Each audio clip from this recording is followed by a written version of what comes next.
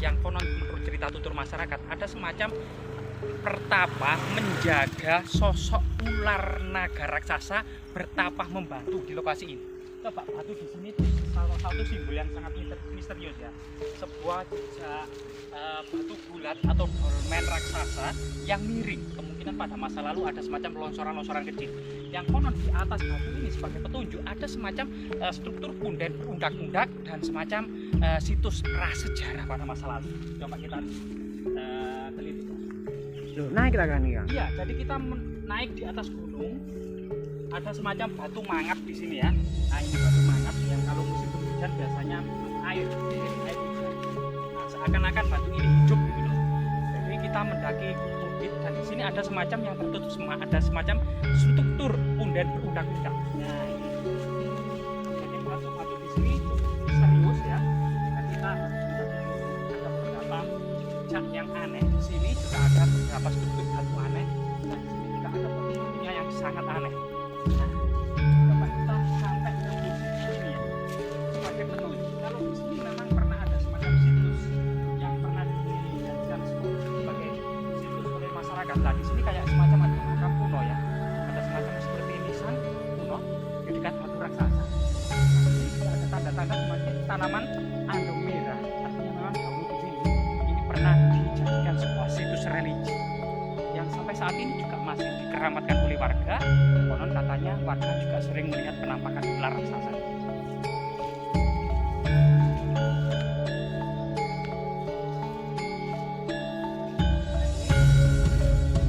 Situs-situs prasejarah yang ada di lereng-lereng Gunung Anjas-Moro ini semacam ada dolmen dan berundak, menhir gitu ya. Kemudian pada masa kerajaan-kerajaan kuno ini dikenal dengan situs kabuyutan, masih dilestarikan dalam sebuah pejabat tinggi yang menangani masalah agama lokal, animisme, dinamisme, kabuyutan.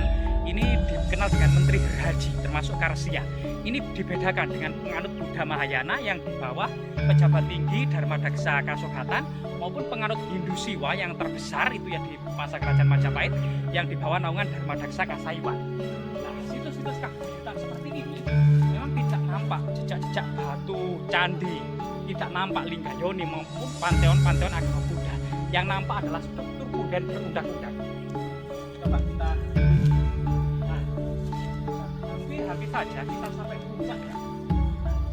Nah, ada warga yang merumput. Kita coba nanti menanya, loh dari di sana sebenarnya kota Trowulan ibu kota kerajaan Majapahit nampak sekali dari sini sana ya. Karena itu adalah area Trowulan yang saat ini ya, yang dahulunya merupakan bekas dari ibu kota kerajaan Majapahit, sangat nampak di sini memang. Bahkan sumber-sumber tradisi seperti apa namanya? Buah apa itu bang? Mana? Ini tak buah ini dah. Ya kemungkinan ini buah dari pohon ini. Kita kurang tahu buah ini apa bisa dimakan apa tidak ya. Namun cerita tutur warga Sari mengatakan bahwasanya warga Sari setelah menikmati pemandangan dari lereng Gunung Anjas-Moro kemudian bercengkerama di bawah sungai di Sajabung, kemudian melewati Banjaran Getas, Sumengkah, Kumitir, melewati sebelah timur Istana Majapahit menuju ke Lemah Tulis atau Lemah Citra untuk melakukan pentasbihan sebagai seorang biksu ya. Nah, ini salah satu sumber berita tradisi cerita warga Sari. Artinya memang pemandangan yang sangat indah di lereng Gunung Anjas-Moro ini sangat melegenda pada masa-masa kerajaan Majapahit. Juga di lokasi ini semacam tempat para bangsawan muda atau biksu muda atau para pangeran muda menimba ilmu. Kalau sudah ilmunya mumpuni biasanya yang dikenal dengan turun gunung. Nah, permisi Pak. Kita mencoba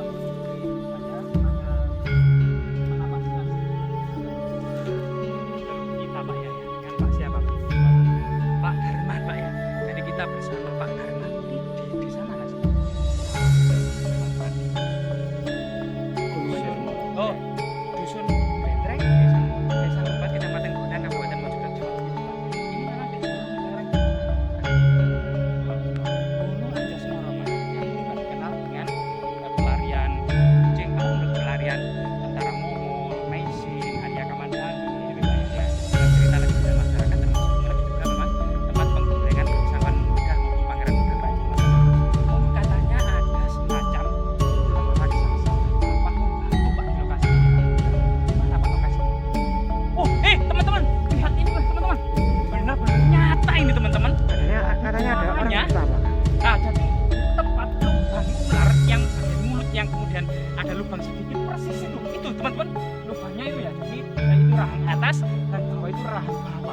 Mungkin Pak, kita bisa ditunjukkan lebih dekat ke lokasi ini ya.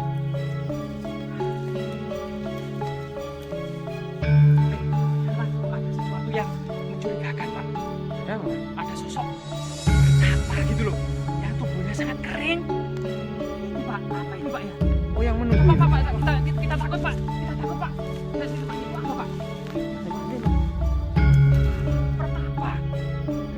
Masa iku sing nunggu iku? Sampai kering. Oh, iya, masa sing nunggu iku, Bang? Ini penunggunya Pak ya. Mungkin lebih dekat, mungkin kameramen bisa dekat. Jadi ini sebuah fakta nyata di tengah-tengah masyarakat kita. Apakah ini yang dimaksud dengan jenglot Pak ya? Bisa, Atau iya, iya. bisa jadi ya Pak ya? Iya, Jadi ini sosok jenglot. atau kayak Betara Karang gitu ya. Betara Karang, Iya, karena Betara Karang. cerita tutur warga masyarakat dulu ketika para pertapa mendalami ilmu rawa rontek gitu ya. Jadi ilmunya itu tidak bisa menjadikan seseorang itu mati Pak ya. Iya, iya. Cuman tubuhnya mengecil, Kecil, menjadi mengering menjadi jenglot. Itu cerita yang berkembang di tutur masyarakat. Sedangkan cerita yang lebih ilmiah mungkin dari para tokoh mengatakan bahwa jenglot itu memang sisa-sisa peradaban leluhur kita, yaitu masa-masa akhir Majapahit maupun awal-awal Demak, di mana ada seseorang yang mendalami ilmu rawa rontek sehingga tidak bisa moksa, sehingga kemudian tubuhnya itu terus mengecil seakan hidup gitu ya, yang menjadi jenglot. Jadi ini sisa-sisa peradaban masa lalu, semacam keris, tombak. Jadi ini adalah tinggalan peradaban masa lalu ya teman-teman. Jadi ada semacam jenglot atau pertapa kecil. Apa tadi Pak? Betara Karang. Betara Karang. Betara Karang. Tolong dibuka, Kang, biar kelihatan Kang wajahnya, Kang. Hah? Takut mungkin Apa, Pak, apa? jangan Pak, dibantu Pak ya. Teman-teman saya takut Pak. Lah, mencicil. Mencicil teman-teman. Teman-teman mencicil. Aduh, ini salah satu yang kita akan mendapati ternyata di tengah-tengah masyarakat kita itu ada penampakan jenglot.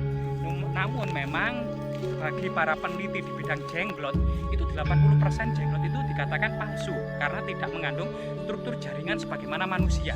Sebenarnya jenglot yang asli itu dikatakan memiliki struktur jaringan seperti jaringan yang ada di dalam tubuh manusia. Namun kebanyakan jenglot ternyata palsu, yaitu semacam karya seni ya dari beberapa hewan yang disambung-sambung, misalnya ular disambung dengan kepala monyet dan sebagainya itu dan lain sebagainya itu ya.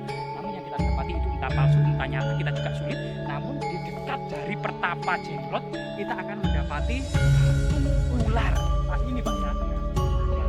Kepala ular ya? Kepala ular, jadi mulutnya akan terlihat. Jadi mulut ular yang bagian depan itu pasti ada lubang untuk lidahnya itu biasanya keluar menjulur-julur lidah yang ngepang itu loh ya. Lidah yang mencatat itu menjulur-julur di sini tersiskan.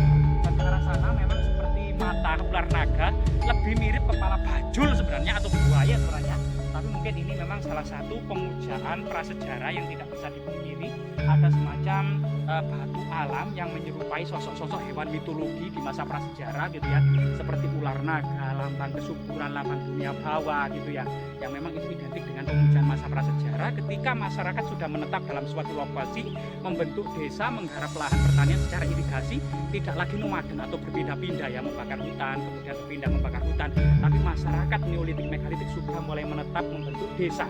Jadi desa ini meskipun berasal dari kata Sangsekerta, dari kata para deso gitu ya, atau bahasa latinnya paradise gitu ya, dan ternyata bahasa Arabnya juga firdaus.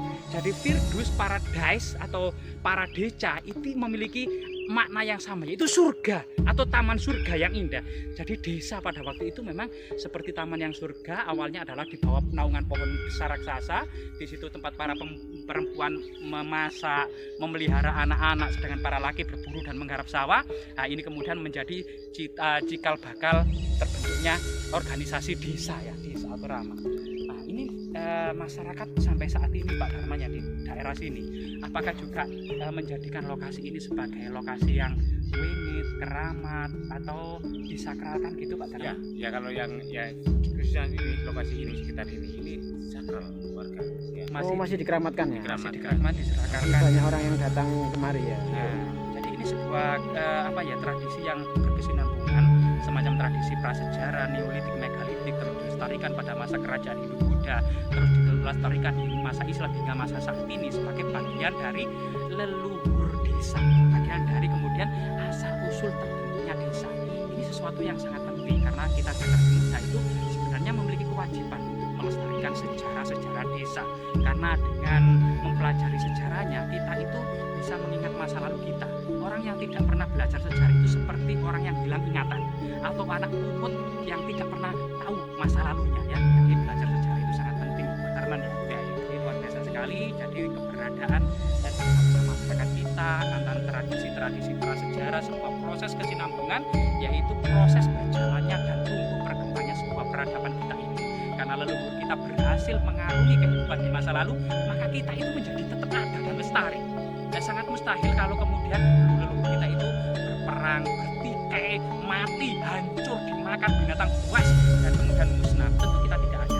Nah ini semua patut kita syukuri dan menjadi kemudian edukasi di tengah-tengah masyarakat kita ya, termasuk kemudian tinggalan megalitik seperti ini. Diduga ini adalah ular raksasa bertapah membatu yang sangat besar sekali.